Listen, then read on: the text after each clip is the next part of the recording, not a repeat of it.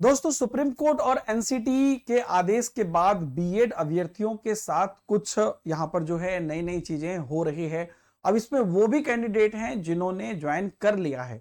अब यहां पर देखिए दोस्तों, ये खबर आ रही है आपको उत्तर प्रदेश से, जहां पर कि जैसा कि आप जानते हैं कि जो लोग अभी पहले जो बन चुके हैं टीचर, उनके लिए क्या था कि अब आप जो है बीएड के साथ साथ आपको एक ब्रिज कोर्स करना पड़ेगा। इस प्रकार का जो है 6 महीने का ब्रिज कोर्स का प्रावधान था।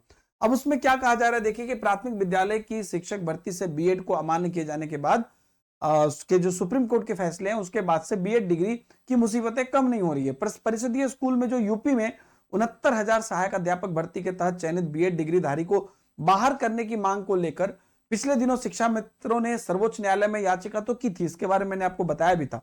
वही इस भर्ती में मामूली अंक से बाहर हो गए डीएलएड अभ्यर्थियों ने चयनित बीएड डिग्रीधारी शिक्षकों को 6 माह का अनिवार्य ब्रिज कोर्स ना करवाने को लेकर इलाहाबाद हाईकोर्ट में याचिका कर दिया कि भैया इनको अब ब्रिज कोर्स ना कराया जाए, क्योंकि जो ज्वाइन कर चुके हैं 69,000 वैकेंसी में उनका ब्रिज कोर्स नहीं हुआ है और ब्रिज कोर्स कंप्लीट नहीं होगा तो वो सेवा से निकल जाएंगे। तो अब ये याचिका दी गई कि इनका ब्रिज कोर्स ना कराया जाए, जो टीचर बन गए उनके लिए।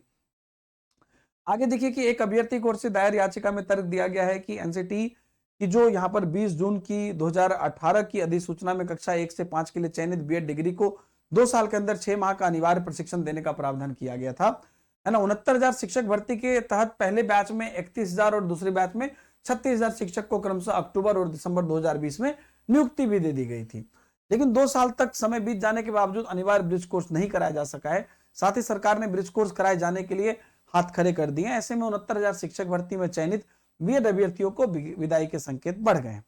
तो शिक्षकों ने स्वयं हाईकोर्ट में की थी याचिका। 69,000 भर्ती में चयनित जो बीएड डिग्रीधारी हैं उन्होंने 6 महीने का अनिवार्य प्रशिक्षण के लिए स्वयं हाईकोर्ट में याचिका की थी कि भाई हम लोग ज्वाइन कर चुके हैं तो हम लोग को ये दे दीजिए, ब्रिज कोर्स करवा दीजिए। तो हाईकोर्ट ने 29 अप्रैल 2022 को साफ किया था कि सरकार यदि समय रहते प्रशिक्षण नहीं करवाती है तो कोई विशेष परिस्थिति पैदा होती है तो उसके लिए बीएड डिग्री शिक्षक जिम्मेदार नहीं होंगे, तो क्योंकि वो तो ज्वाइन कर चुके थे। तो वो बोला गया था। सचिव बेसिक शिक्षा परिषद प्रताप सिंह बघेल ने बीएड डिग्रीधारी शिक्षकों को 6 महीना का ब्रिज कोर्स कराने समय प्रस्ताव संबंधी जो प्रस्ताव है वो शासन को भेजा था और इसके बावजूद प्रशिक्षण नहीं कराया जा सका।